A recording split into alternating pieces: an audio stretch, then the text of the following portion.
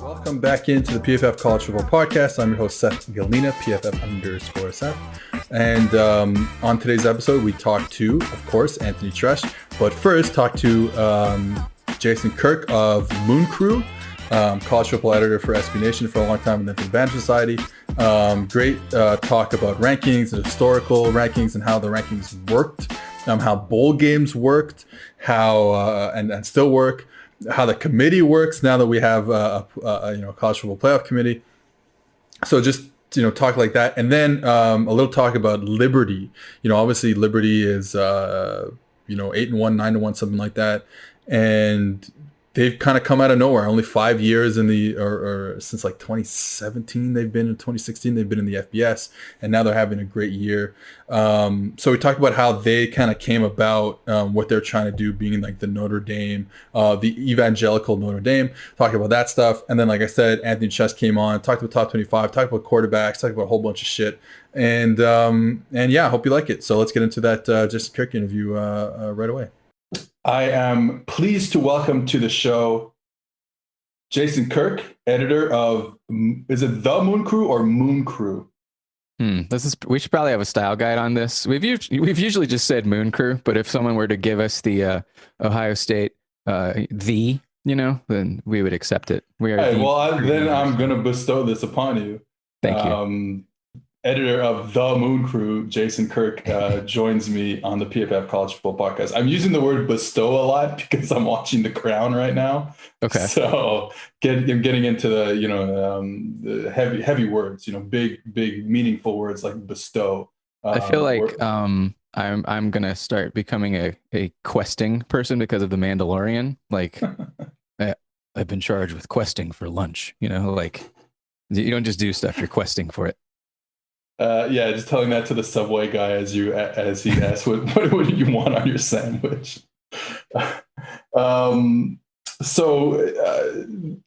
said this before we started recording, but I want to make it clear that I'm not happy about this being the second time in the last month on my podcast that someone has joined me wearing an Atlanta Falcons sweater or sweatshirt.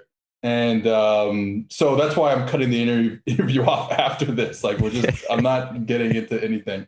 Where are you from, Atlanta?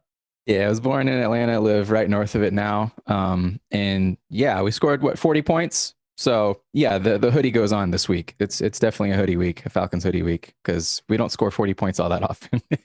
Definitely not, and I don't think you're going to score 40 points this week against the Saints when it's going to be. Well, it's hard to score 40 points when you're sacked every other play, if you're Matt Ryan. So I'm excited to watch the Saints beat the shit out of the Falcons again this weekend. Yeah, for sure. I mean, it's always a 61-minute game when Taysom Hill has the rock and is sort of just sputtering around for 2 or 3 yards at a time and grinding down the clock, but.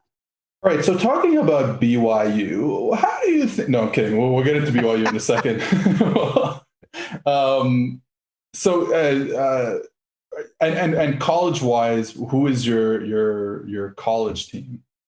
So I attended Kennesaw State University, also right north of Atlanta, a newly-ish launched FCS program that has found some success running the triple option. It was kind of came from Coach Bohannon came from the Paul Johnson tree. And so, Paul Johnson's retired now, the ranking flexbone option school in the state. A few playoff wins going pretty well. I was raised a Georgia Tech fan, but fortunately I'm bad at math, so I didn't have to stick with that for very long. What was Georgia Tech like? So I'm saying this like I'm supposed to know this type of stuff, considering this is the PFF College Football Podcast. But what was Georgia Tech like before, not just before the triple option? Because I'm old enough to remember the Reggie Ball days, the Reggie Ball, Calvin Johnson days. It was just like, from what I remember, it was just like your classic whatever college football offense, and they just happened to have Calvin Johnson on the team. But Basically. What was it like before, in the 90s? So they were good. I know they had like a very good season, like 90, 91, something like that, with Joe Hamilton. And then what was the next period like So my very first year of football fandom, like the year I started playing Pop Warner and everything, was 1990. When we go play 75-pound football in the morning, come back and watch Georgia Tech pummel some hideous ACC team. This is like the ACC jokes that people endured when 15 years ago when Virginia Tech would go like 8-5 and somehow win the conference. That's nothing compared to the ACC before Florida State got there. Like, it was the punchline of punchlines.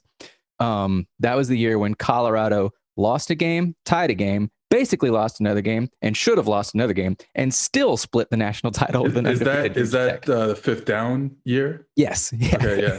And also a clipping call on a Rocket Ishmael run back in the bowl game. Of course. That I'm still pretty upset about. I gave up the team, many years ago, but I'll take that one to the grave. So the decade started great. My first year of football fandom, I'm like, wow, this is easy, right? All we have to do is destroy horrible teams. And you get to go to the big bowl games, and then everything went downhill after that.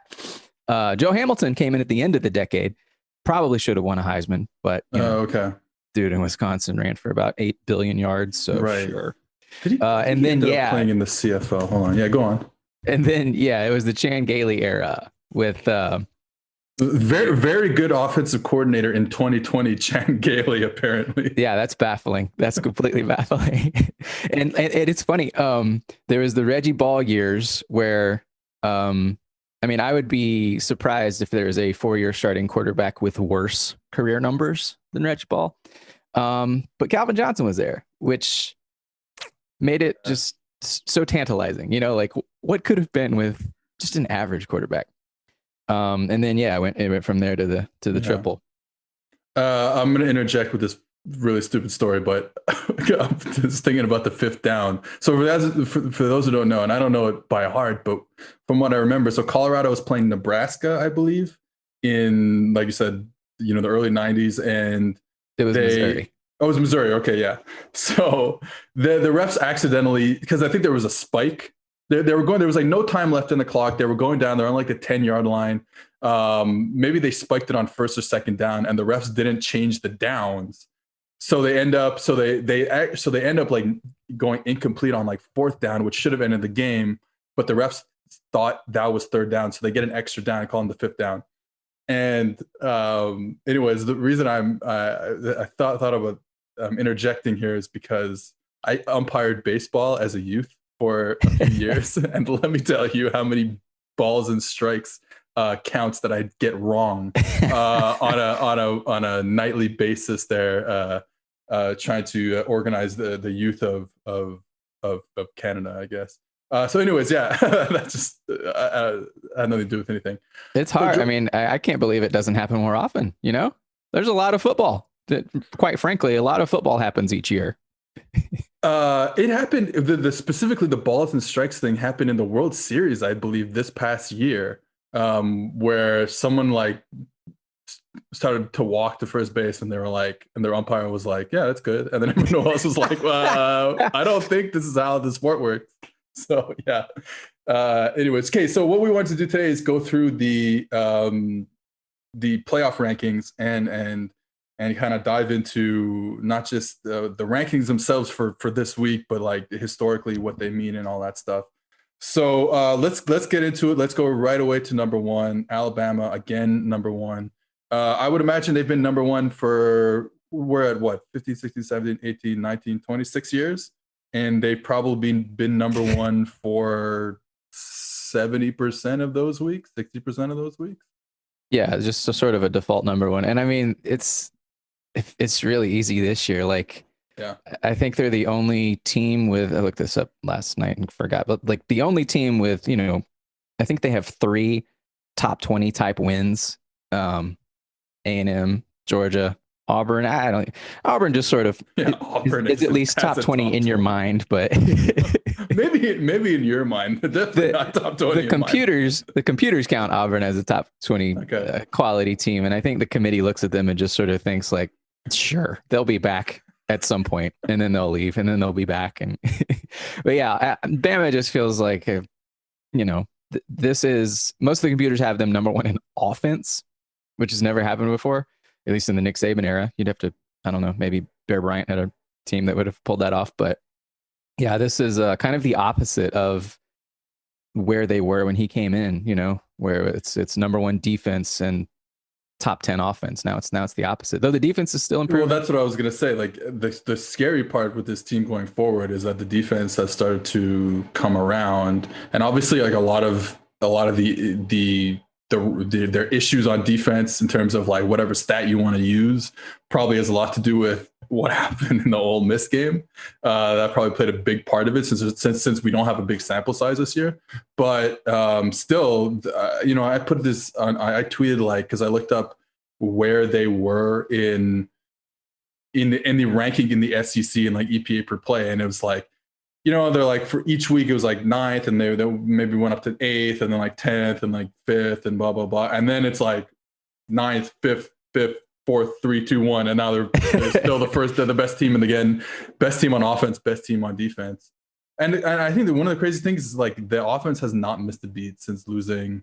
In my opinion, I don't want to say this out loud because then people are gonna find it and hurt me. But their best receiver, Jalen Waddle, even though the other guy's probably gonna win the Biletnikoff. So yeah, and I mean, and losing Tua, right, coming into the season. And, well, this one of the things I got right. I didn't get many things right this offseason, but one of the things I did get right was that Mac Jones was going to have a really big year because you saw pieces of it when he replaced Tua last year. Yeah, the Iron Bowl and the bowl game last year. Yeah. Yeah. Okay, so then we'll move on to 2 and 3 because that's kind of right now kind of interchangeable because we don't know because they have another game to play most likely, and that's Notre Dame and Clemson. Notre Dame undefeated with the win over Clemson. Clemson that one loss just to Notre Dame. So it makes sense right now Notre Dame being ahead of them. But what do you see happening? Like what are the results that can happen in this ACC title game that would vault Clemson over Notre Dame? So I think this is where stuff gets really fun. Like every single year around this time, or maybe even a week or two earlier, we reach the Alabama's probably already clinched point, and this year they're getting very close to that, right? Like say they go to the SEC title game, they lose to Florida, they're probably still in.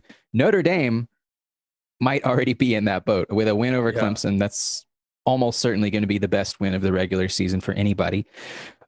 Say they lose to Clemson in the rematch and they keep it within 10 points. I mean, it's hard to, what is A&M going to have a better resume than that? That's absurd.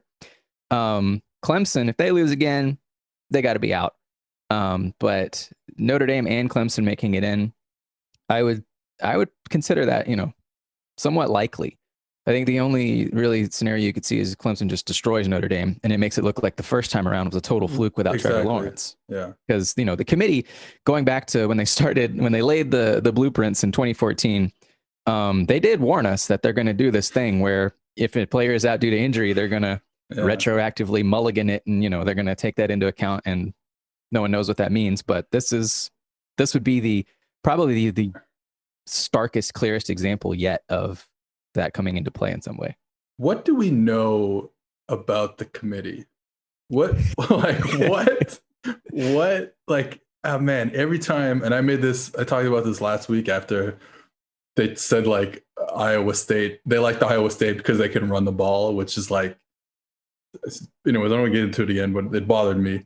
So like, but that's the problem is like, we don't know what they're like, yeah, sometimes we'll take into account this and sometimes we'll take into account this. And sometimes, and the more we know about like, analytics numbers in this sport, the more we don't look at certain things and they're still going to look at them. And so like, yeah, what it has the committee like historically done to rank teams or what have they not done to rank teams? Like, I just don't get it. So, I mean, a lot of people, get tired of the rankings, talking about the rankings. I never get tired of it. I am the person ESPN is putting playoff graphics in every 5-minute window for. I love it. I just outright think it's awesome. I think it's You can trace this stuff back through history all the way to the very beginning of the sport. I love rankings. What's your favorite year of rankings in the AP poll era? AP poll era. Clearly, I mean, obviously, you know my answer is 1964, but I'll let you answer.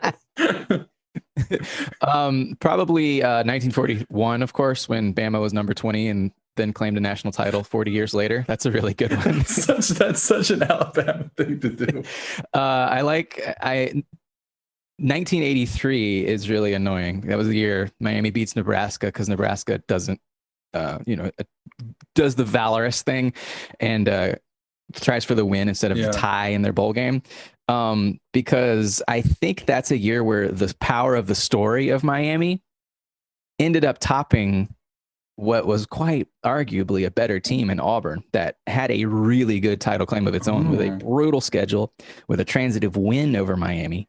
That's when I go back to a lot. But yeah, for good or for bad, I love rankings. Anytime we have a chance to have a very good Auburn team not win a national title, I'm okay with that. So those are frequent. 83 is a good, yeah, it's very frequent. That happens every 10 or 15 years or so.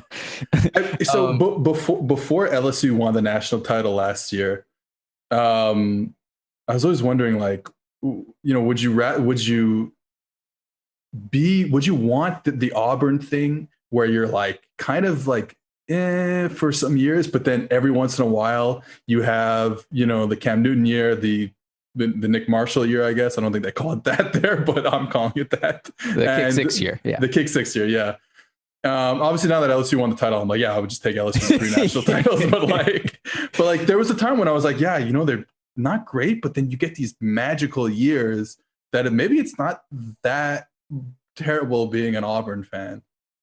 I think on average they come out ahead, right? Like, yeah, and as a fan of an NFL team, of course, that has had one really good year and otherwise a bunch of mediocrity. I'm sure you've picked up that lesson as well. The joys of being good exactly once and never ever again.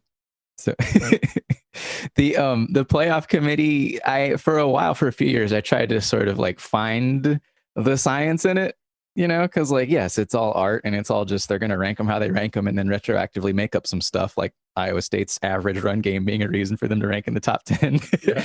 But the clearest benchmarks I can find are basically wins over Power 5 grade teams. Like there are a few, Boise State will usually count as like Power 5-ish. And this year that really throws everything off because like Ohio State's been 4 games, right?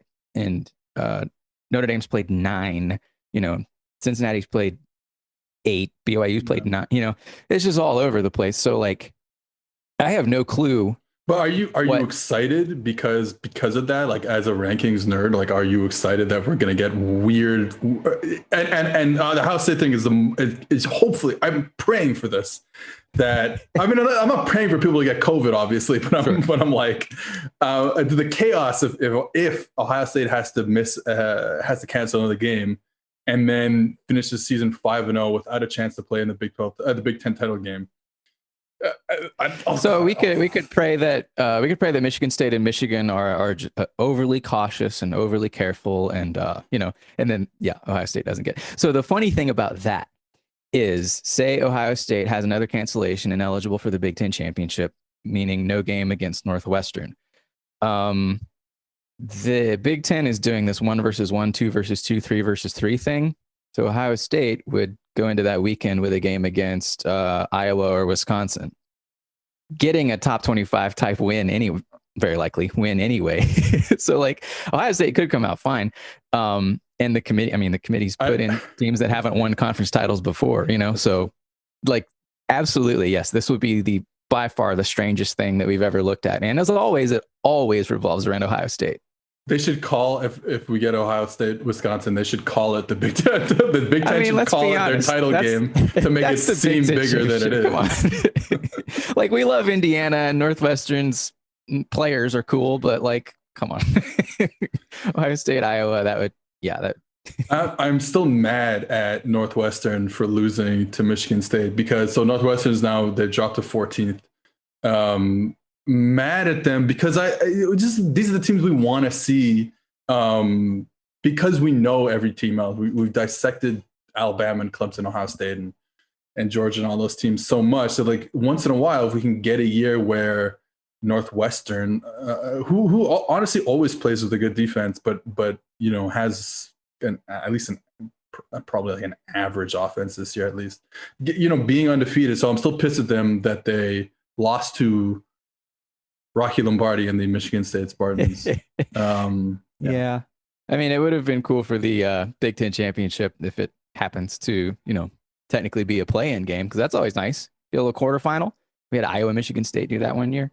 But yeah, I mean, as it is, if we have, Bama, Ohio State, Notre Dame, Clemson, some combination of those four teams, like we know those are the four best teams. We can just admit those are the four best teams. But it would be very, very fun if someone were able to earn their way in and then see what something different looks like. That's the question. We there's no doubt that the four most talented teams are always, going to be mostly the same. There's like four in a pool of 7 that you can make the case every year, 8 that you can make the case every year. So like Alabama, I might, let's say we put Notre Dame in there. It's like Alabama, Notre Dame, Clemson, Ohio State, Georgia, Oklahoma, and even that, if we're talking nationally, the defense obviously hasn't been good for a long time. So I don't even know if you would put them in the top 7 most talented teams. And then LSU and, what Jimbo's doing at Texas A&M and Florida. So it's like, we already know, like we know who is talented. That's no question. But like, would you like to see more deserving teams based on a played out schedule, but based on a schedule that they have played throughout the season of college football, get into the national relevance? Yeah, and I think that has been the committee set this out as a debate from the beginning. Is it best or is it most deserving, right? And no one really knew what that meant. Yeah. Well, we know the most deserving is Iowa State because their running back breaks a couple tackles every game. Brother, they will just trample you. And it's Bill Connolly has has said that just outright, like they are pulling the teams that beat the most teams, that have winning records. Like it's not really about one thing or the other. It's just who are you playing? It's not how are you playing, right? Like this year, BYU at 13, despite, everyone agrees BYU is a top 10 team. Like there are some computers that have BYU like 2-4, 3-2.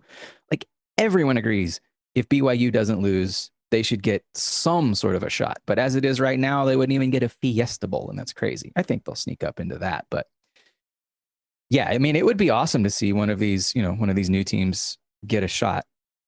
It's just very difficult when, all right, who are the teams that could beat Alabama? Well, there's about 3 of them, right? If we're being honest, right, like A&M, they're the number 5 team and they got destroyed. So, any team below A&M, do they have a shot? Well, my thing, I told this to our mutual friend Richard Johnson last night, and I pissed them off because I said Florida's going to beat Alabama in this title game. So yeah, that's my one take. Let's talk about the next 2. So Texas A&M 5, Florida 6. The funny thing about this one is Florida's better than Texas A&M. Yes, right. Like okay, we're in agreement there. It's a fluke. When you look at that's and this is what you're saying. It's like when you look at just wins and losses, you don't get the nuance. And Florida was better for it was a close game. I think Florida probably was better than Texas A&M, and they lose because of the fluke. The guy fumbled on like the 50, and fumbles are the most random thing in football probably. So it's like, well, there's another issue with the rankings is Texas A&M above Florida just because of 2 plays basically. Yeah. And looking at it right now without the knowledge of Alabama and Florida having played, if Florida's number 5, you're thinking, okay, they could give Bama a challenge, right?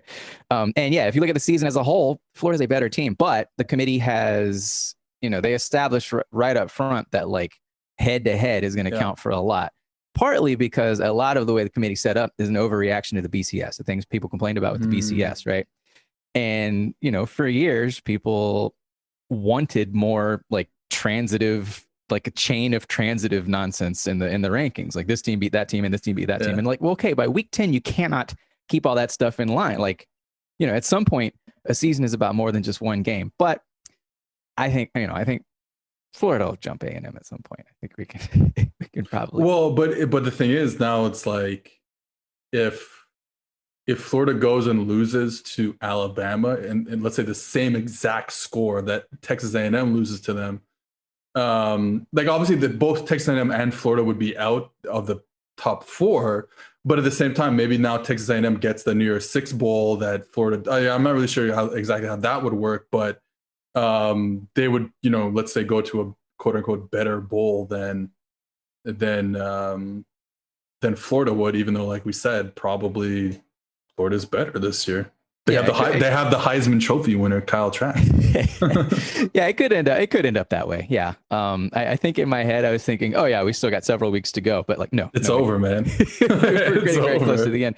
A&M, if they're at 5, they Orange Bowl, because that would go to the top Big Ten SEC team, and they would face a team from the ACC, currently Miami. So that'd be fun. I love the idea of teams going to bowl games that they haven't, especially the big ones that they haven't been to. When LSU played in the Fiesta Bowl 2 years ago, that was fun. Even though, that brings me to my next question that just popped into my head. How should I feel about everything that's not the playoff? And I think this is a good question for you, because you and your crew do the best job, I think, of convincing people, not because you guys are lying, but because this is how you guys feel about college football. It's like, hey, it's not all about the top 4, the 2 semis and the national championship game. There's so much fun in this whole sport that we watch every Saturday. So like, how can I? And I'll go back to this LSU Central Florida Fiesta Bowl. It was fun. I had a good time watching it. They scored a lot of points. It was a back and forth game. It was fun. But at the end of the day, I was like, I want to see LSU win a national championship. I was rewarded a year later.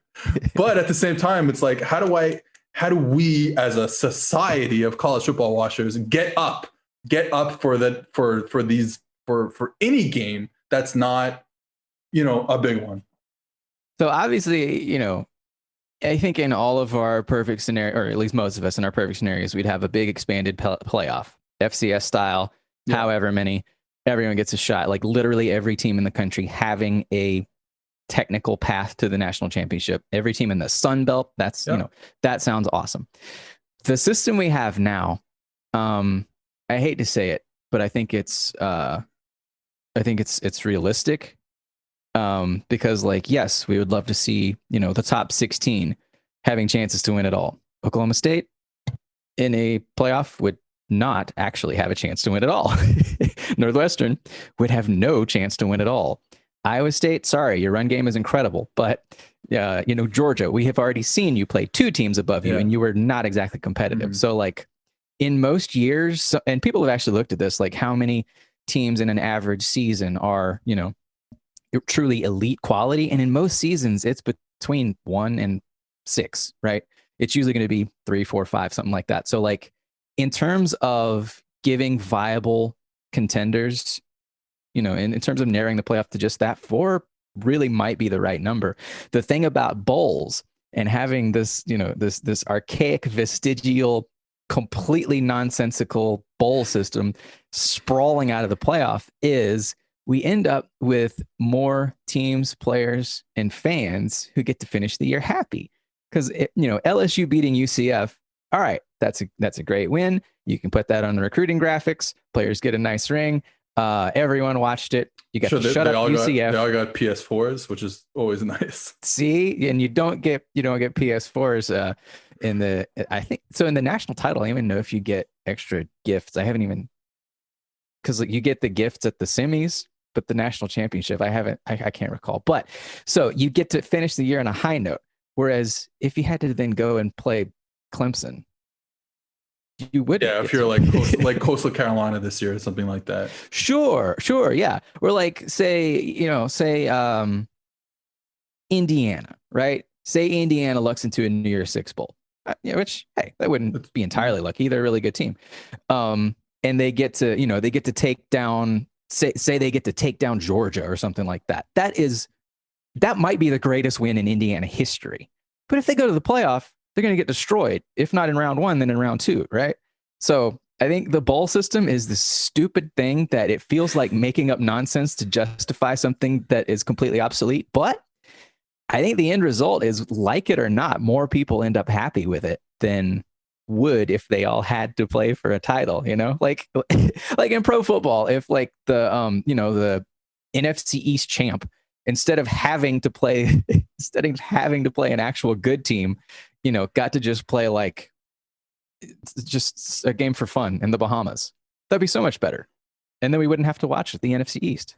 That's the main thing. It's just whatever we can do to not watch the NFC East in meaningful games, we're going to do it. So you and your crew wrote this fantastic book this offseason, The Sinful Seven, like kind of like a fictional and yet non-fictional account of college football history. So you probably are the right guy to ask this. Is like, explain the bowl system. Like I don't want to put you on the spot too much, but like, can we go through time here on how we got to this point where we have this, even though you just finished explaining how cool it was, we have this bloated bowl system at the end of each season. It's incredibly stupid, and I love it. So in that book, there's a chapter in there, Richard Johnson, where it's basically the history of the postseason and how it's ultimately all about money, and like drawing the contrast between footballs and basketballs, where basketball, they start from step 1. They say, we're going to do tournaments because that's the thing, basketball tournaments. We're going to have a national collegiate basketball tournament. Whereas football, they didn't start with anything because, this was 119 years ago, I guess. And where was it? It was in Pasadena, California. Sorry, we're talking bowl game. Sorry, I was trying to get a little snip in there with the first ever college football game play between my hometown McGill Redmond and I think Harvard or something like that. Yes. I like that. I like that piece of history that we say Rutgers and Princeton. Sorry, you were playing soccer. Everyone knows it. You were playing soccer. Canada invented football. Thank you very much. We take football, and then James Naismith was like from Ontario, so we're taking basketball. Shit. All right. And obviously hockey. So we're left with baseball. That sucks. Yeah. all we have is baseball. So yeah, and in football, there had been, before the 1901 Rose Bowl, there had been national title games, but they'd always been like, this Ivy League team is undefeated and this Ivy League team is undefeated, and sure, we'll call that the national title game. The Rose Bowl comes along, and it's the same thing we have now, the flower parade that's on ABC every New Year's Day morning, and far more people than I ever would have dreamed of care about this thing. It was getting into sports media that made me realize how many, SEO. Hey, there we go. That's how you learn how people care about things, is seeing who clicks on Google stuff. But yeah, this flower parade decided, they had camel races and ostrich races, and they were doing all this gladiatorial game stuff to try to drum up interest. And they decided, all right, let's do a football game. Stanford's nearby and Michigan's incredibly good. Let's pay Michigan to come here and destroy Stanford. And that's what happened. That's a bowl game. And then they took off for like 16 years and they brought it back, tried it again. And eventually it came to be thought of as sort of a de facto national title game. Like winning the Rose Bowl was basically the peak goal for every team. And like the first time Bama did it, they made a big thing of, restoring Dixie to glory or whatever. But even though Georgia Tech had been the South's first national champion, and then eventually other cities. It always comes back to Georgia Tech. Anything before the year 2000 with Georgia Tech, I will express some pride. So then other cities started to do the same thing. New Orleans with the Sugar Bowl, El Paso with the Sun Bowl, which is, for all the jokes, it actually is one of the most historic, kind of prestigious bowl games, and it's canceled this year. I think my favorite thing about the Sun Bowl, and maybe this just happened once, but I in my head it happens every year at the Sun Bowl. But there was one year where it was like negative 20 degrees. Yes. Yeah, it was amazing. I think it was like Miami was playing too. There was the year Miami and Mizzou were playing in a blizzard. Like, Enjoy that, Hurricanes. Yeah, the Sun Bowl in snowy weather is great irony. On CBS for no really good reason. Like every bowl is on a Disney network except the Sun Bowl, and then like some very minor ones.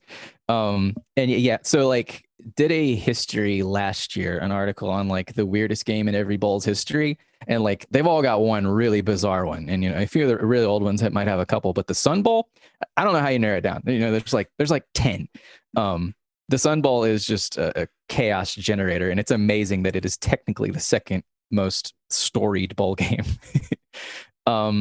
And then, yeah, these things kept popping up. Some of them died. Some of them were terrible ideas. There was one in Cuba that Florida's head coach had to flee arrest for criticizing the refs. And then they started popping up everywhere. Like during World War II, they were all over the Pacific Ocean was 1-year bowl games.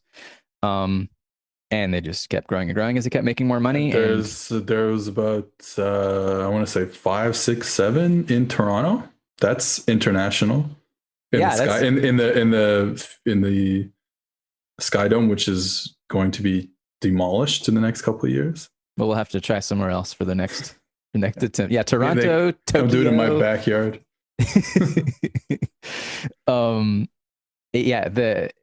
They just kept popping up, going away. Tried everything, including other countries, and it's funny. Richard actually did an article on this as well. The 90-something year history of people complaining about there being too many bowl games, literally back to when there was one bowl game. There was a year, I think it was the second or third Rose Bowl, when it might have been Nebraska that they invited. Nebraska was like, no, we're not. We're done playing football. The irony now being that Nebraska never will log off from playing football. Nebraska demands to be let in to lose by 30 points.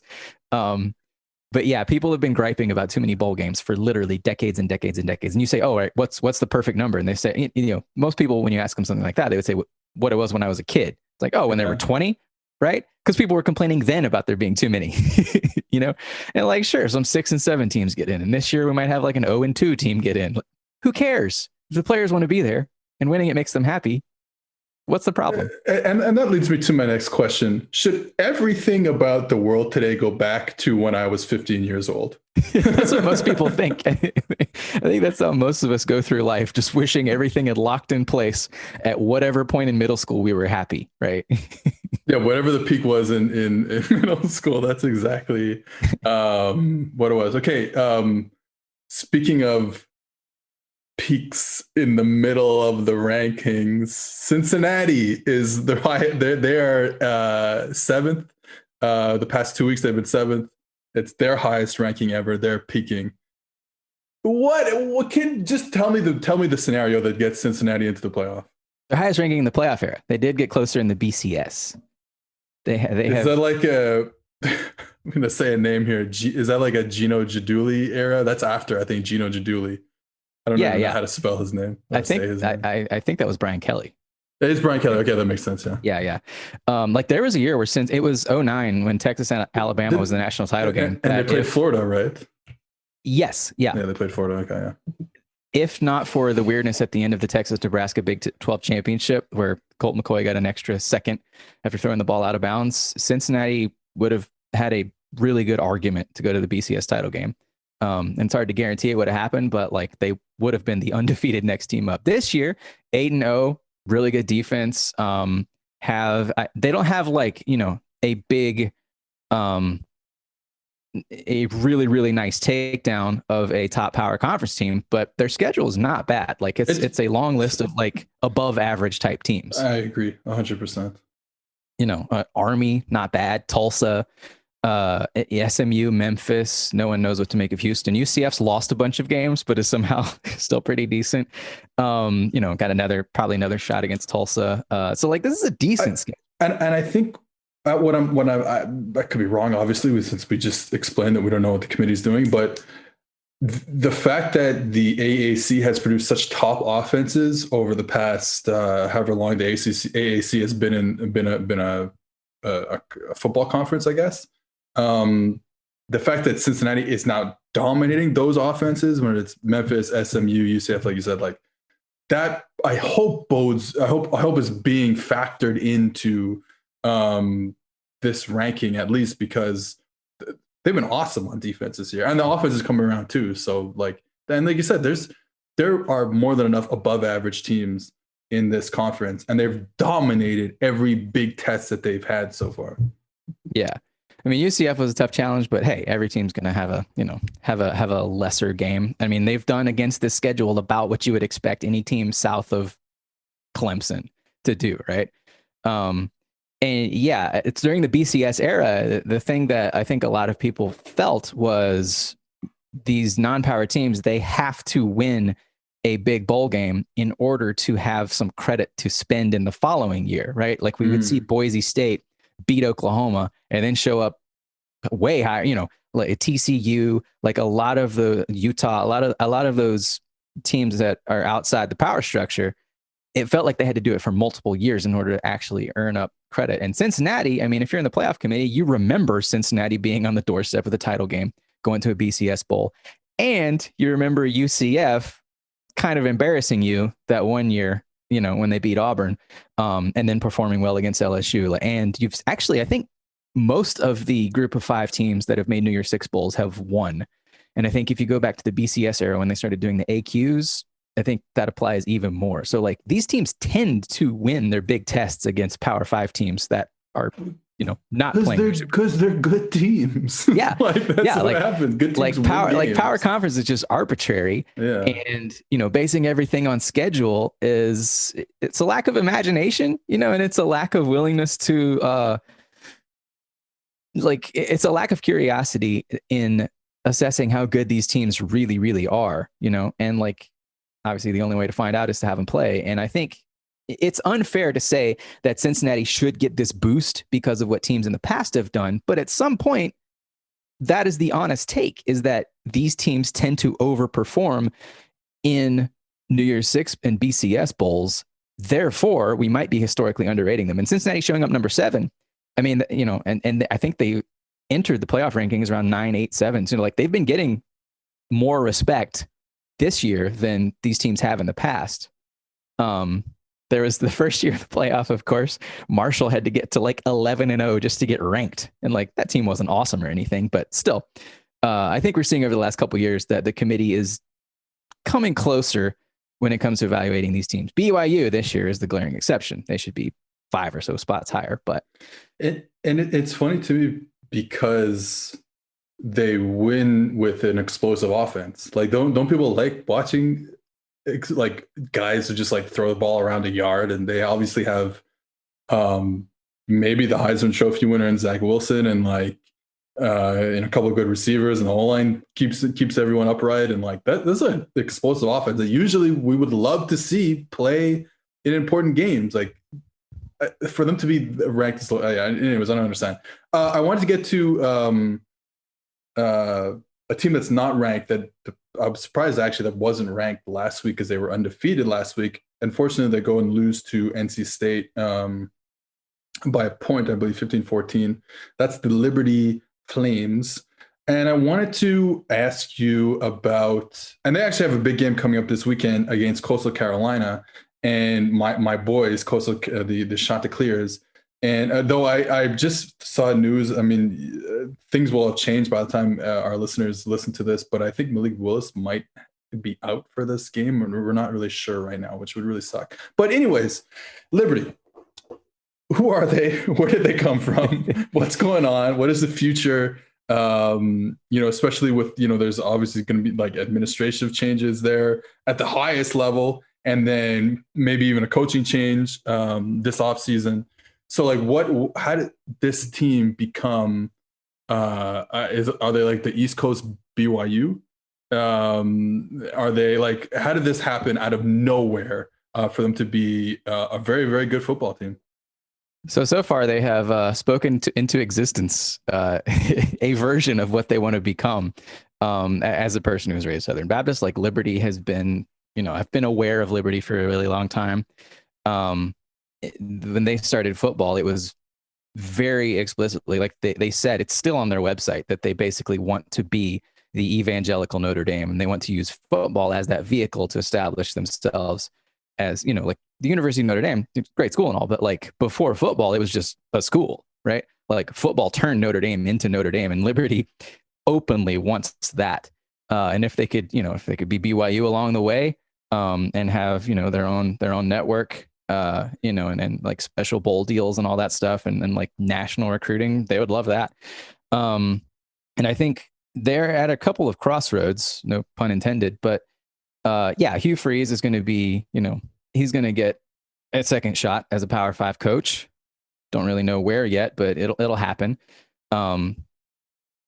The university leadership with Jerry Falwell Jr. leaving due to, I don't even know which scandal to start with. There were so many. The university has to make decisions about who it's going to be. Like, do you continue doing the divisive, hateful, slimy stuff? Do you continue debasing everything that you say you stand for, or do you clean it up and become, just a pretty hard-nosed, aggressive, but still mainline religious institution?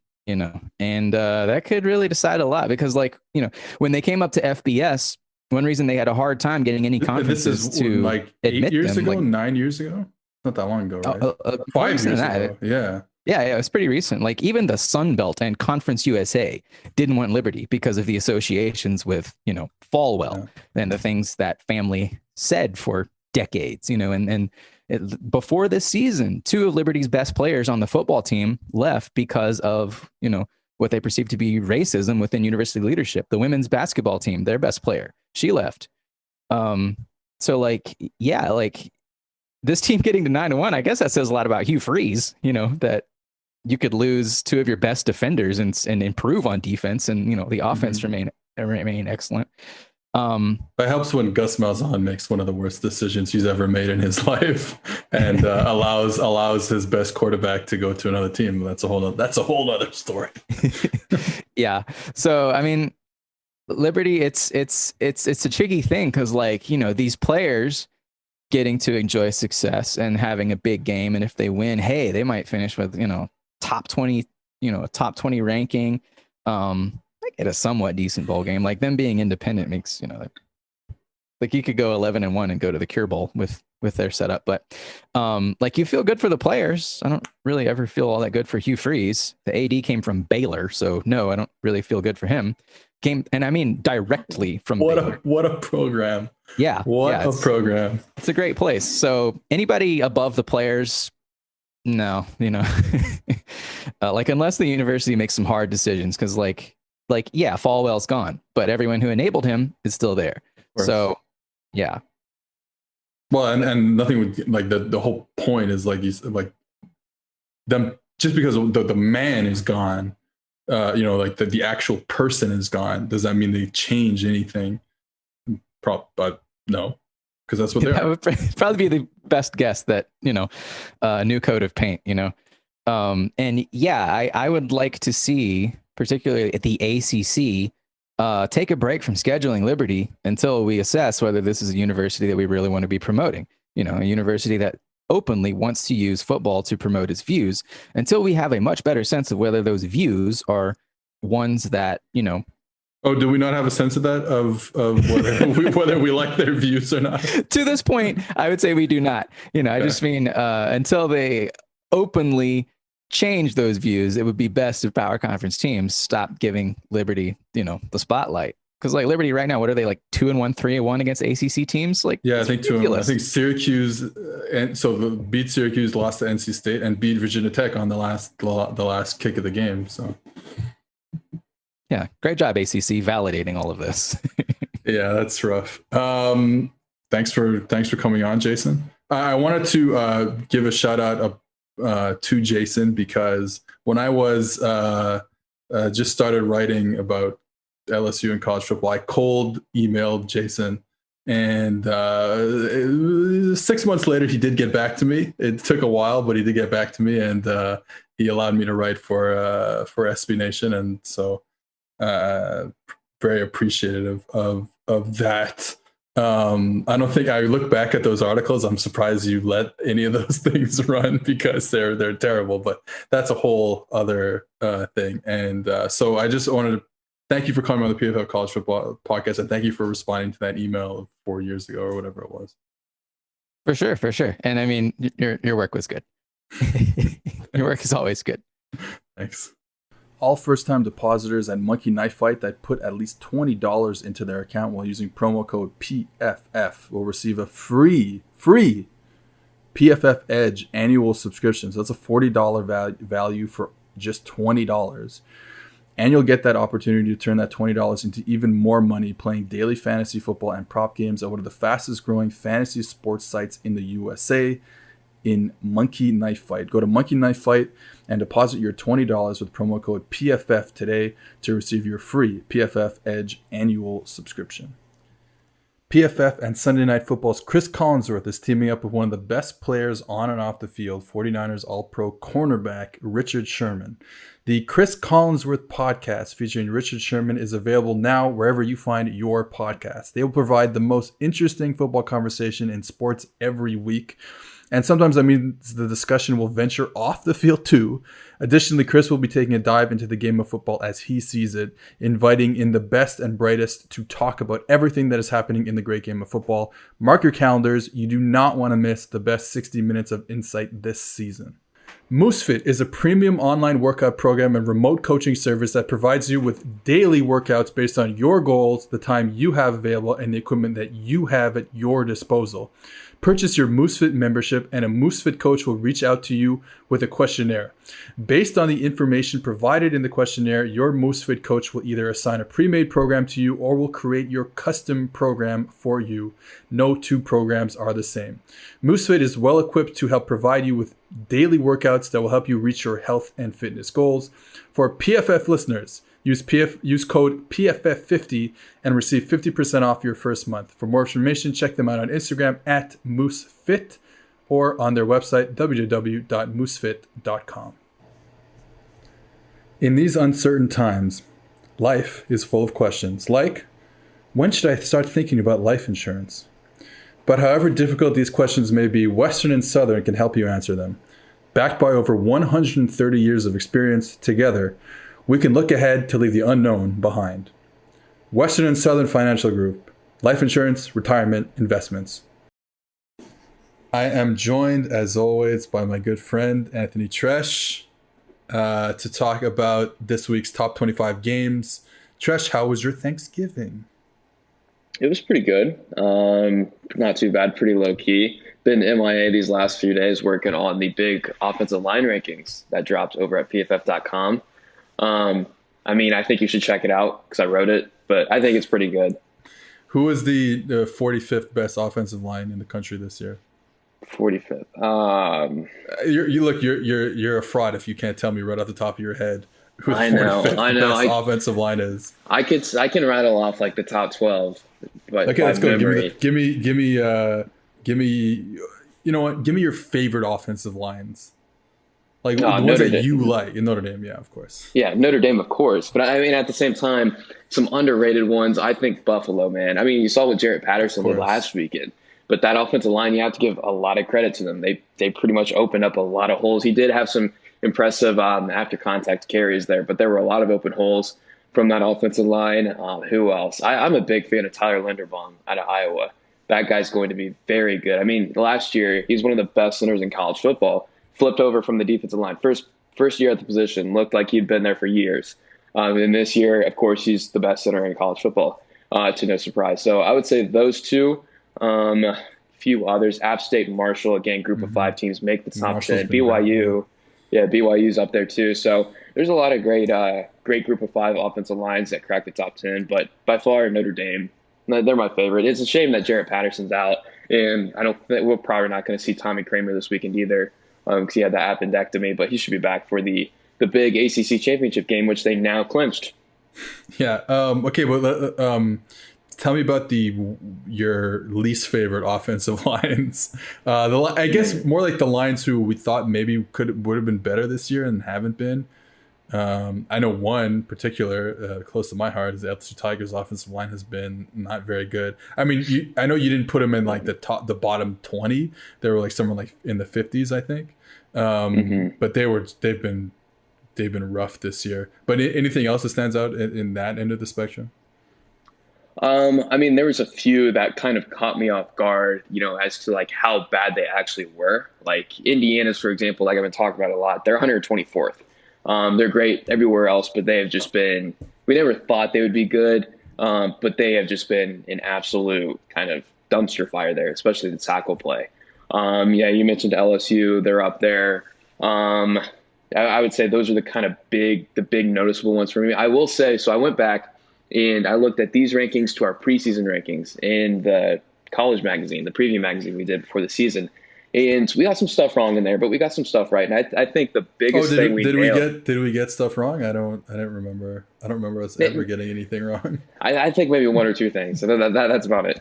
But I will say the offensive line rankings on our preseason, we did pretty good. I think there was only maybe 2, 3, 4 teams that were like majorly different from whether it was better for worse. But for the most part, they were within 10 spots of each other, almost every single team. So yeah, a little pat on the back to us there. All right, let's get into the games this weekend. Starting Friday night, Louisiana goes to App State to take on the Mountaineers. This could be there's been really good games in the Sun Belt this year between some really good teams, and this is another one of them. The line is App State -2.5, probably because they're at home. But they're the better team, and they're the better team. That's why I think they're the better team too. The question is like how can Louisiana's really good defense contain App State enough?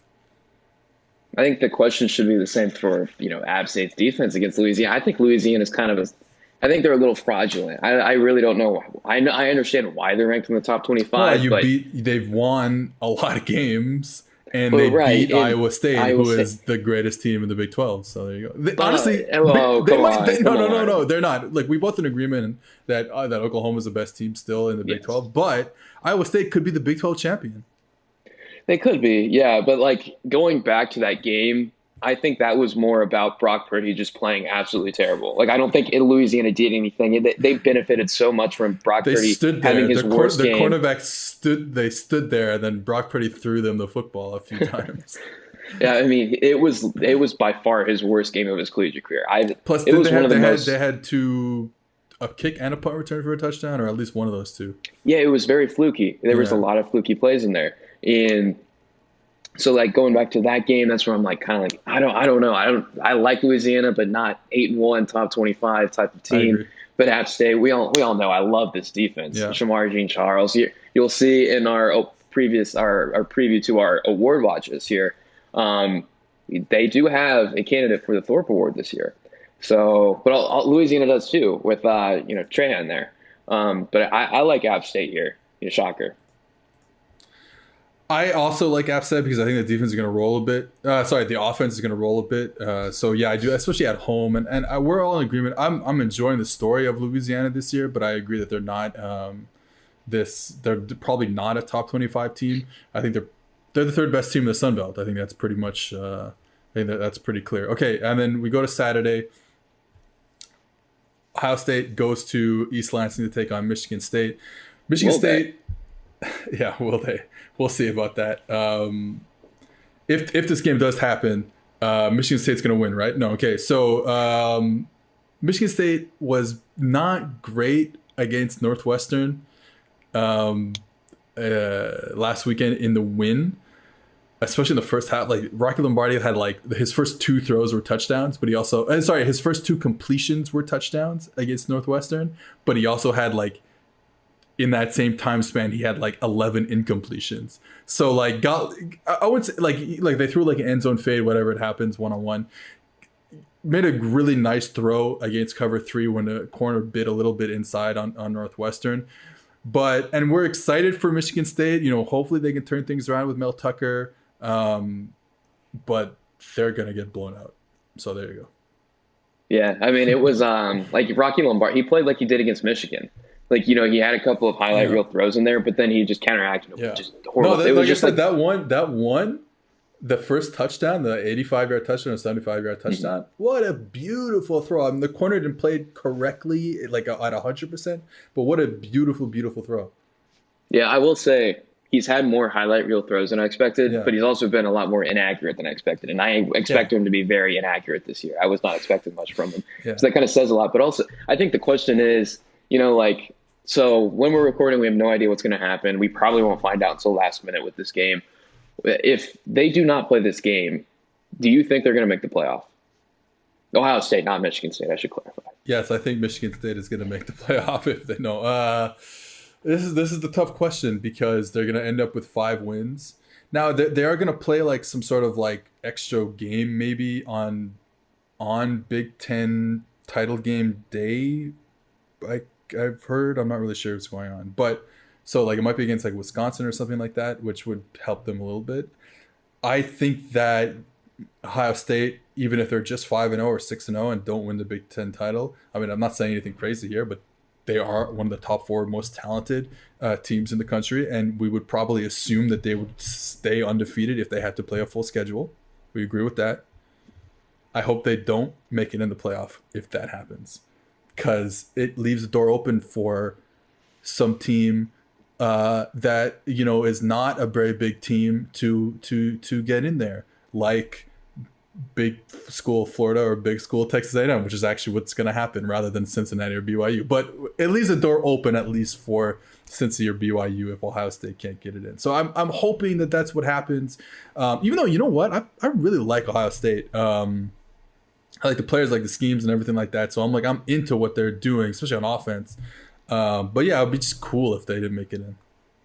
Yeah, and I don't think they will because the committee is just, they're sticklers for that conference title. And we can see it with what they're doing with the Big 12 right now. I hate what they're doing with the Big 12 because they're making the Iowa State and Oklahoma seem better than they are. So we're all going to watch that game. In all reality, we shouldn't be watching that game because neither of those two teams should make it in the playoff.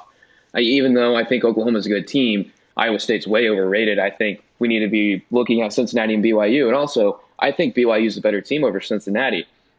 I just cannot understand. Like if they talk about the eye test, you watch BYU's offense. I don't know how you can say that they can't go toe to toe with Cincinnati. And I know Cincinnati's defense is great, but we talk about it all the time. Offense wins championships. BYU has a potent offense. They can shut down SMU, Memphis, and UCF. But when it comes to BYU, I think BYU's got that in the bag. I think they would win by maybe 10, 14 points in that. And if we did get to see that kind of game. Let's move on to Texas A&M and Auburn. Texas A&M, it just looked like utter garbage on offense against LSU. And maybe this was a case of LSU just finally being who they should be on defense. But I'm going to assume this is more of a case of Kellen Mond being the inconsistent quarterback that we know Kellen Mond to be. Now they play against Auburn, and if you had that same type of performance that you do this week against an Auburn defense, and Bo Nix does one of his good games, which you never know, it could happen. It probably won't, but it could happen. They come out of nowhere. All of a sudden, you're in a game with Auburn when you're probably the better team. I think Auburn has a really good chance of winning this game, and I'm not a big fan of Bo Nix. We know that. But I think there's a real chance just because, if we talked about on the recap episode from this past weekend, there's a good chance we see that same Texas A&M offense. Yeah. And at that point, Auburn's smashing them. And that's why I think at this point, they're favored by 7 points. I wouldn't be surprised if they won by 20. I wouldn't be surprised if they lost by 20. It's just because you're facing – this is like two of the most inconsistent offenses really in the conference. So I'm intrigued by that fact. So it'll be interesting to see which teams we get on Saturday. It was very plain to see in the LSU game this past weekend that Texas A&M needs to find a way to get better receivers on that team. Because if you had someone if you had like a Zach Wilson or a Lawrence, Trevor Lawrence or Fields or whatever, who was always throwing the ball accurately, always throwing to the right spot, then okay, maybe they could get away with it. But with a guy who's as inconsistent as Kellen Mond, when you don't have those receivers that can separate, and LSU just played a bunch of man coverage and stuck to their receivers. They tried Jalen Watermeyer on Jabril Cox like 10 times in the whole game, and it's no separation at all. They thought that could work, and it clearly did not. That's and I get it because he's probably their best, regardless of position, best receiver. And Cox is, hasn't had a great year. Nothing, absolutely nothing. So, anyways, let's stick to defense though, because Oklahoma State goes to TCU. Oklahoma State, very good defense for the first 6 games of the season, and then the past 2 weeks, getting exposed by both Oklahoma, which we'd expected, and then Texas Tech came in and scored like 41 points or whatever it was. So all of a sudden, Oklahoma State can't even play defense anymore, but they do get the win. So they're 6-2. On the other side of the field, we have Max Duggan, who had the best stat line in the history of college football, I think. 3 completions, 3 touchdowns. So that's pretty good. Of course, it was like 3 for 11, but his grade was actually in the 80s because there were 3 big time throws, and not enough. They didn't throw the ball enough for his grade to really come down a bit. Anyways, what do you see going on in this game? I'm just learning that Oklahoma State's favored by 2.5 points, which is crazy to me. Like, I think even though they gave up, like you said, 41 points to Texas Tech, I thought the defense overall played pretty sound. They played pretty well. We talked about Treash Sterling. That was the play of the week last week. I mean, that guy's an absolute baller. So is Darius Williams, the cornerback.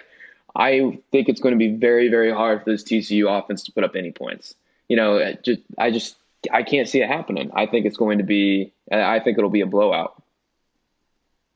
I think so too. I don't think TCU is going to score that many points. Great.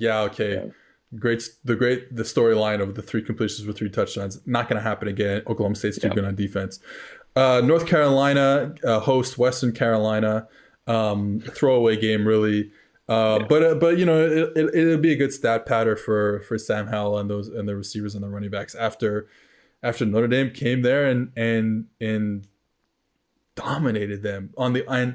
The main thing, I wrote the article this week about, what Notre Dame was doing in terms of, the funky coverage rotations that they had showed a bit earlier in the season and then kind of came out and played it a lot to defeat the RPOs that North Carolina wanted to run. But at the end of the day, they couldn't block anybody. Like, you can't win a lot of games if you can't block anybody. And that's probably, I'd say, one of the biggest things going forward in this offseason. Sam Howell's going to come back, assuming Phil Longo comes back, to run the offense. They're going to be good skill wise. They can just fix the offensive line. They're going to be a really good team next year. And they're a really good team this year, to tell you the truth. Yeah. And we were talking about the offensive line, but I think, if any sort of failure on one thing, the offense completely tries to become a safe one to try and counteract it. And you just have to keep being aggressive against those types of teams. Like, I know the offensive line was absolutely atrocious. It was one of the worst, Power 5 offensive line performances we've seen this season from a grading perspective. But you just have to keep being aggressive. That's the only way. You can't go that safe and conservative route, because that's going to get you nowhere. But next year, they're not going to have Michael Carter and Javonte Williams. So I think that'll it's going to be a big loss, but I think it's going to be a help, because the play calling is not going to lean on those two as much as it normally would in those types of situations. Okay, Rice goes to Marshall. Sure. Marshall's undefeated. Great offensive line, as we talked about. Grant Wells playing really high level. I guess Marshall's going to win. Honestly, I don't know much about Rice this year. I'm just assuming Marshall's going to win and probably cover 23.5. Yeah. They're going to win by a lot. All right. A group of 5 game that is going to be super fun to watch. Is Liberty going to Conway, South Carolina, and Brooks Stadium to play Coastal Carolina, still undefeated. Liberty has that one loss last week to NC State. We don't know the status of Malik Willis as of recording, which is a big deal. Let's say Malik Willis plays. Let's live in the world where Malik Willis plays.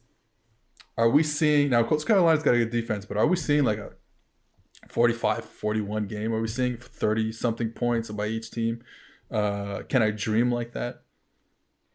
I think so, but I don't know, because that's what I would be rooting for too. But I mean, these are two of the better offenses in college football. I mean, Coastal Carolina, week after week, they're one, except for that App State game. That's really been the only blemish on their season so far from an offensive output perspective. They've been one of the most efficient passing attacks in college football.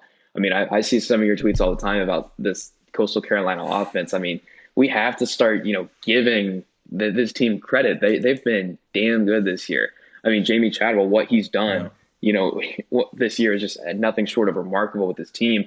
In Malik Willis, I mean, he's been, Zach Wilson's the biggest surprise out of non-Power 5 teams. I think he's up there because we were not expecting much. Because, I mean, if you're transferring, if you don't win the starting job over Bo Nix, you go to Liberty, you kind of assume the worst, that you're probably not going to get a good player out of him. But he's been, whether it's through the air or on the ground, been pretty good, better than Bo Nix. I'd say so.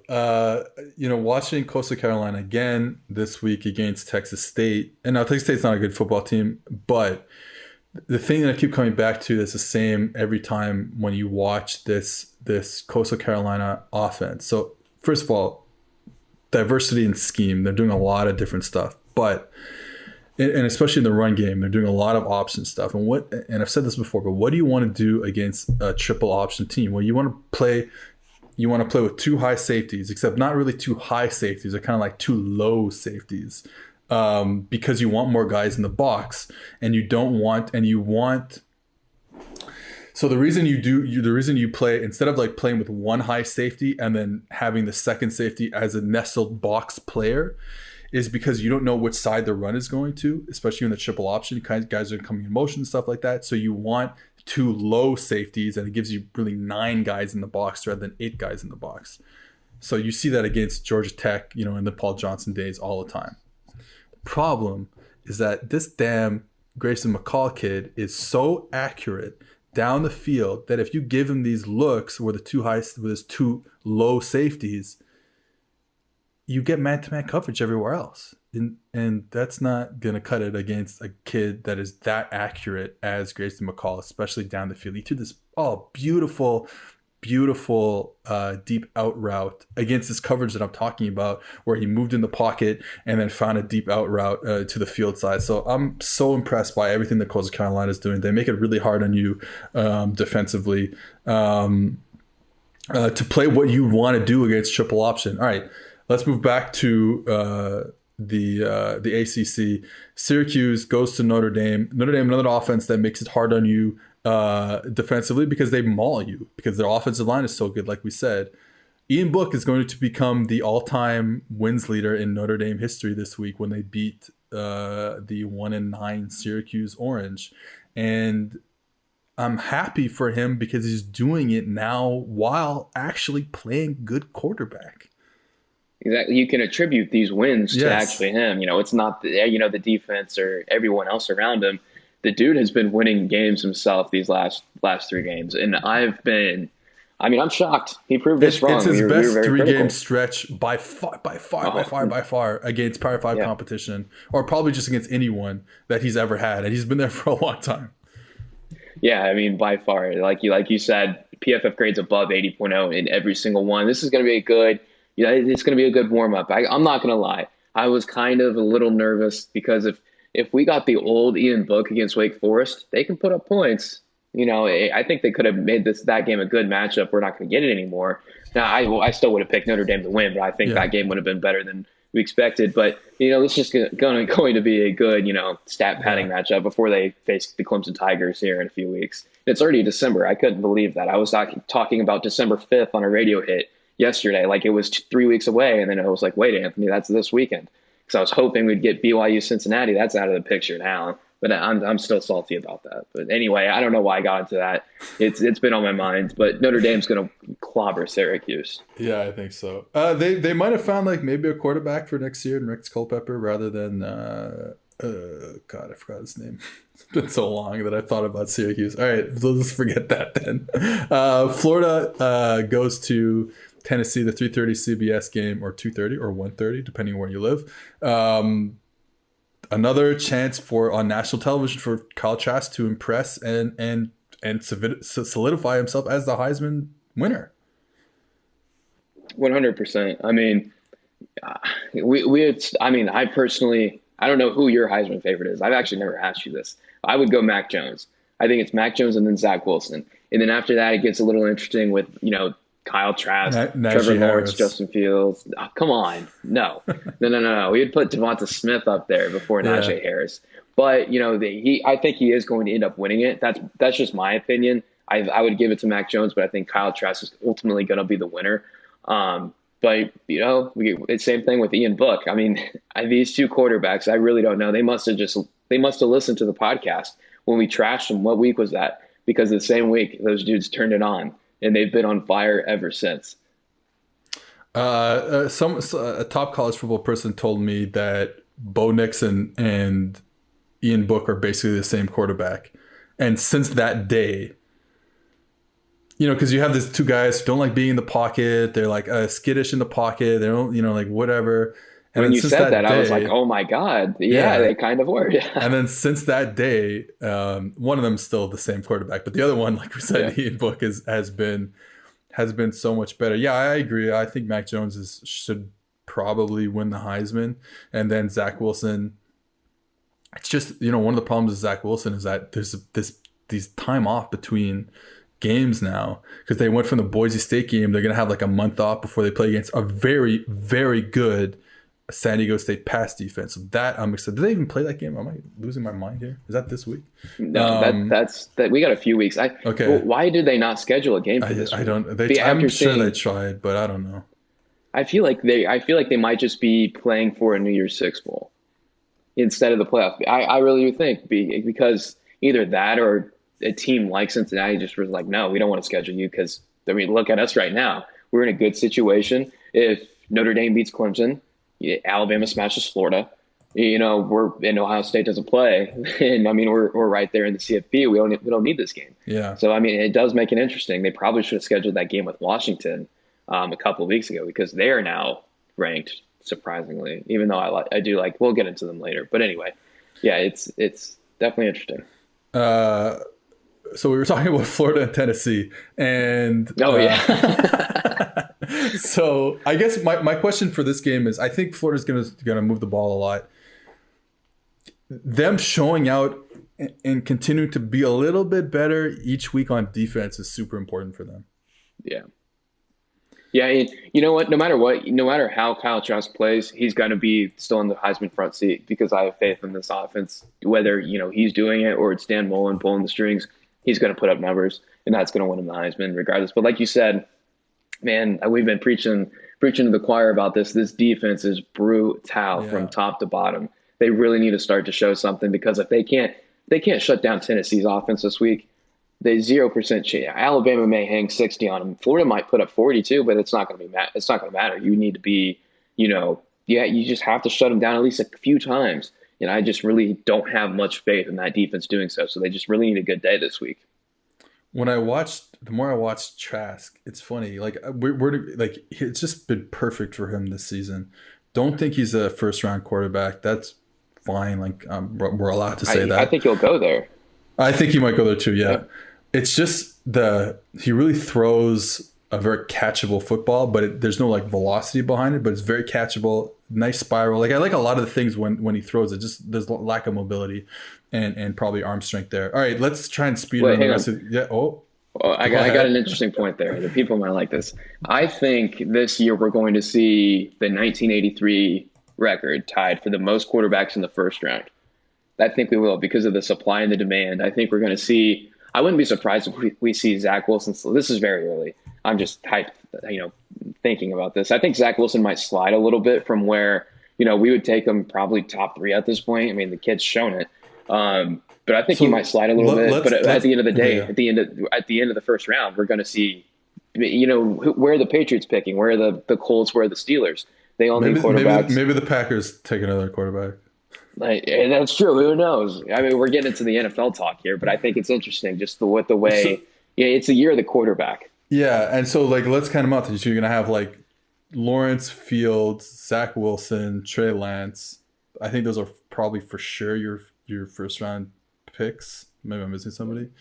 And then you're gonna add in probably Mac Jones. Someone's gonna like Mac Jones, and probably somebody that's gonna like Kyle Trask. Now, the one thing I'll say that's different, from the Packers falling in love with Jordan Love, is you felt like, okay, well, Jordan Love, you watch tape and it's like, not very accurate and throws the ball to the team a lot, but he runs around, he's got a live arm, so you can make something work there.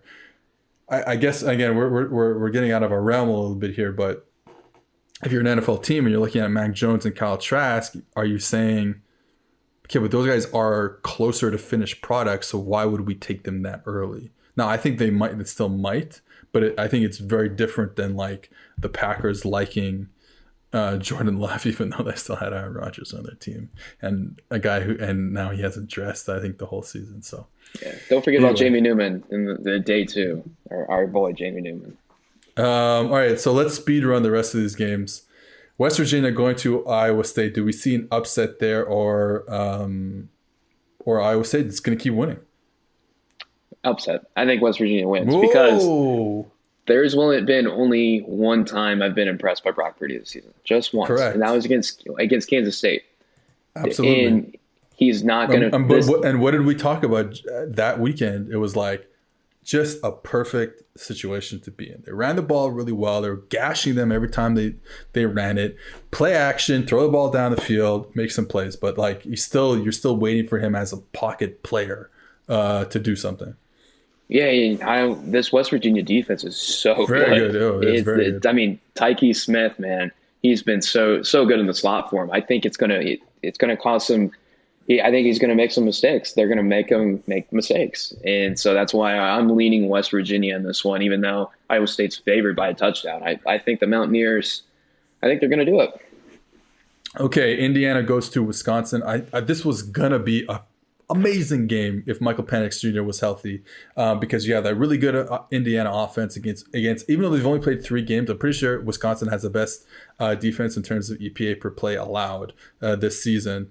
They've been tremendous on defense. That's not going to happen. Michael Penix not there. Don't know much about, he came in off the bench. I don't even forgot his name. I don't remember his name. Jack came Tuttle. off the bench. There you go, Jack Tuttle. Came off the bench in the last week in the Maryland game. I don't foresee a scenario where Indiana wins this game. I was in a good mood, and then I saw this game pop up, and I was like, "Damn it!" Yeah, it just sucks for Michael Penix Jr. It just sucks for him. Tore his ACL. I mean, this Indiana team, I thought they would win this game. Thought they'd beat Purdue. Ohio State doesn't play. They're in the Big Ten championship game. They were in a great situation, and then the worst possible thing could happen with their quarterback tearing his ACL. But I haven't been impressed with Wisconsin's offense these last couple of weeks. This is not an Illinois type of defense where Graham Mertz is going to light it up again. So I think it's going to be a low scoring game. Okay. But I think Wisconsin's still going to win because I like this Indiana defense. I also like Wisconsin's defense. I'm curious to see, how Indiana, if they can get after the quarterback, because this Wisconsin offensive line's good. Because we know they love to blitz. I mean, they just absolutely love to blitz, one of the highest blitz rates, in the country this season. So that's what I'm going to be looking forward to here. So, can they get after Graham Mertz, make him uncomfortable? If they do, I think it's going to be a little bit closer, but Wisconsin's still going to win either way.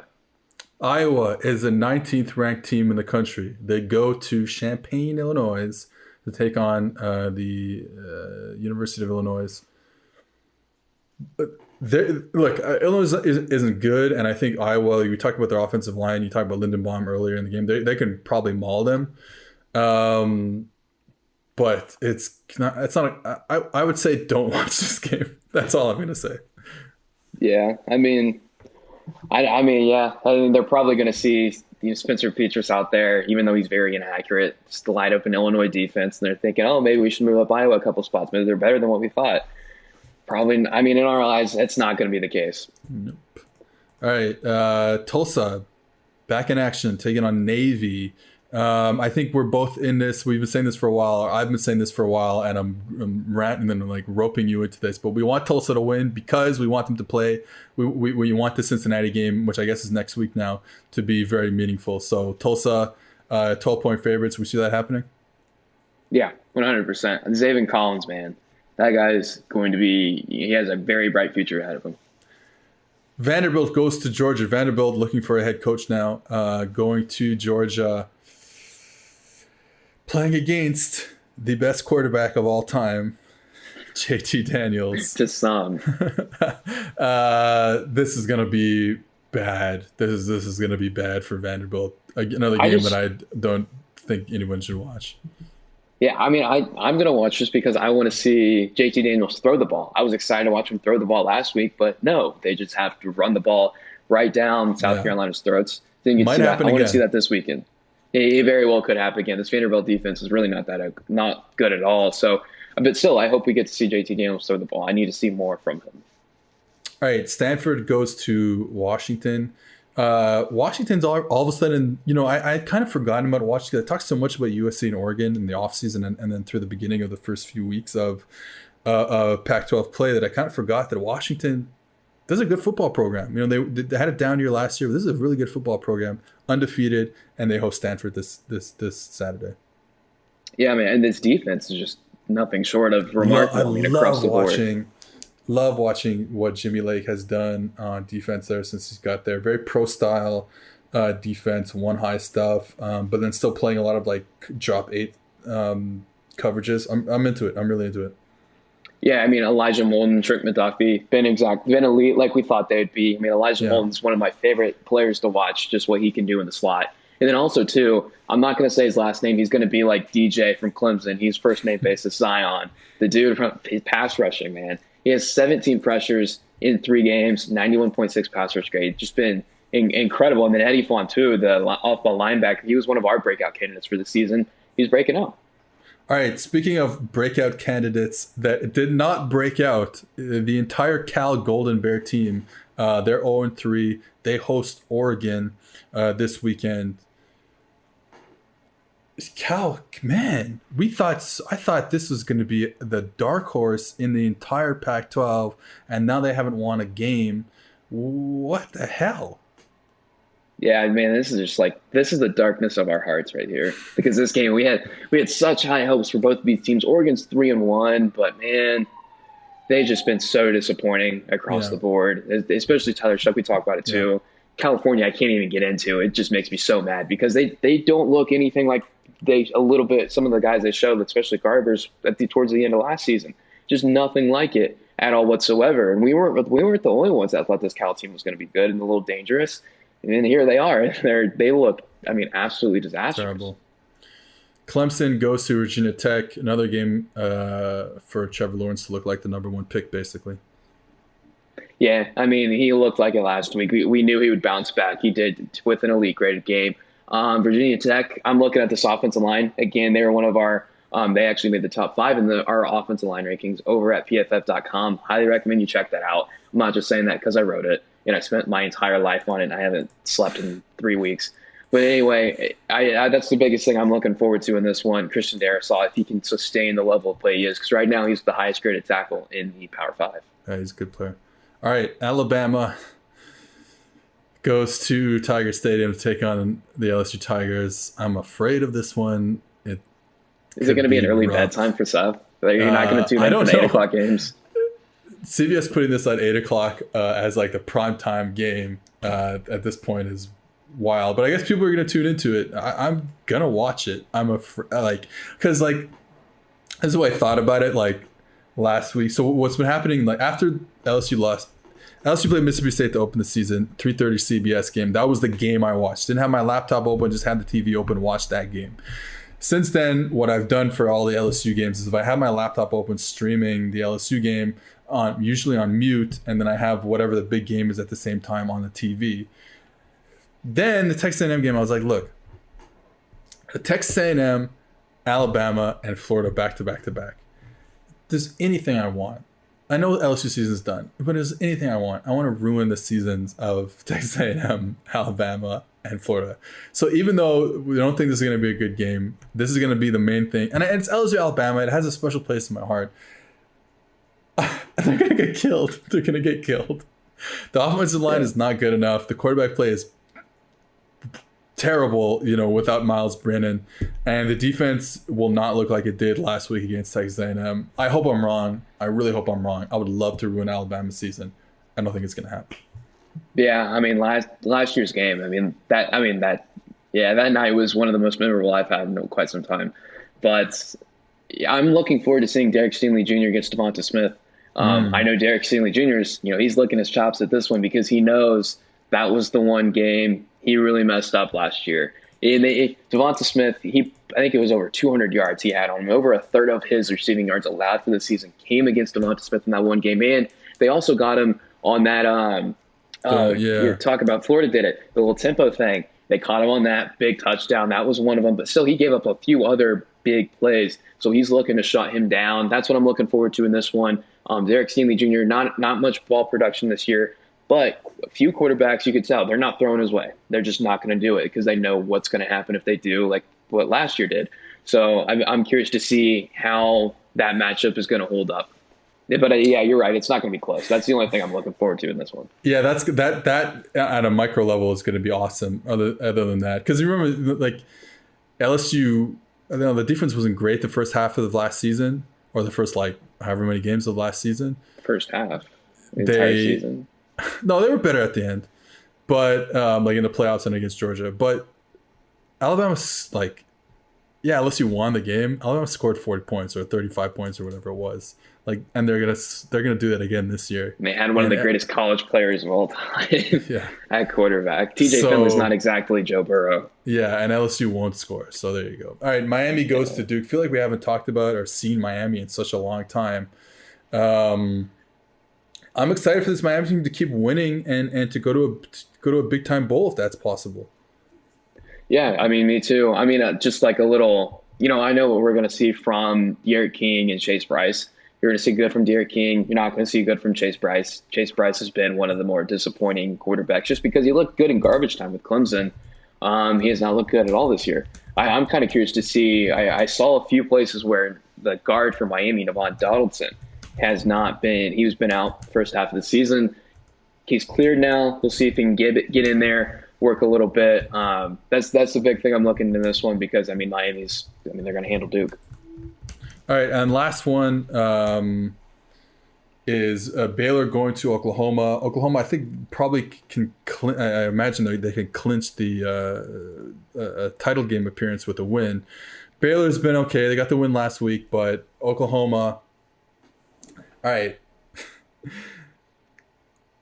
Okay, Oklahoma's probably going to win this game. I want to talk about Spencer Rattler for a bit. This guy has stupid arm talent. Stupid arm talent. I'm interested. I know this question's out of nowhere, but I'd be so interested if he were coming out this year into the draft. What we would like the discussions would be wild for him because the arm talent is top 5. It might even be better than it's on par, let's say, with Trevor Lawrence, maybe a little less, and probably on par with Justin Fields and Zach Wilson. But he has not been great from inside the pocket. A lot of his plays have been made outside the pocket. So I just think it would be interesting to see, like, kind of like, you look at how insane draft Twitter is, the draft industrial complex is, to see what they would talk about him if he were to come out this season. Is he a chef with his routes? Was that what the take was on the DK Metcalf thing? I think he would be. I think the first 2 picks are like set in stone, but like you see what Patrick Mahomes was in college and what he's doing right now. I think teams would I think they're going to fall in love with this guy. I don't want to talk about my take about Keaton Slovis being the number 1 overall pick. Right now, I think it's for next year. It's going to be Spencer Rattler because of the things, the mobility. It's not it's not an added plus anymore. If you're not mobile, that's what teams are scared about with Kyle Trask. Well, that's what I'm saying. And Mac Jones, on the other hand, going back to him, has some mobility to him. Yeah, it hasn't been a complete and utter disaster. Yeah. So I think he's going to be a very good NFL player. I'm not sure if you agree, but I do think he will be. He's definitely got a lot of kinks to work out. He's going to be because like the arm talent alone. You can't pass on that type of stuff. I'm not comparing him to Mahomes, but he can do some things outside of the pocket that no quarterback can really, do in college football, except for a select like Trevor Lawrence. Obviously, can't. Justin Fields can. He will have to learn to make some reads from the pocket at some point. But I expect him to do it. Yeah. Okay. Anyways, that's it. That's the top 25. Thanks for being on again, Anthony, and we will see you on Monday morning for the recap show. So there it was, Jason Kirk and Anthony Treash on the program. one game that me and Tresh forgot to talk about, because it's on Sunday Night Football. Washington State goes to LA to take on USC. USC's undefeated. Obviously, they're a good football team. There is upset potential here with Washington State and their offense, led by Jaden DeLora. So I think USC is going to win, but if an upset happens, do not at me. I think it might. All right. Take care. See you guys for the recap episode next week. Thanks for watching the PFF YouTube channel. And if you want to subscribe, all you have to do is push the button. Don't forget everything you get. A little fantasy, push the button. A little green line for the gambling aspects of the game, push the button. College football, push the button. The YouTube channel from PFF.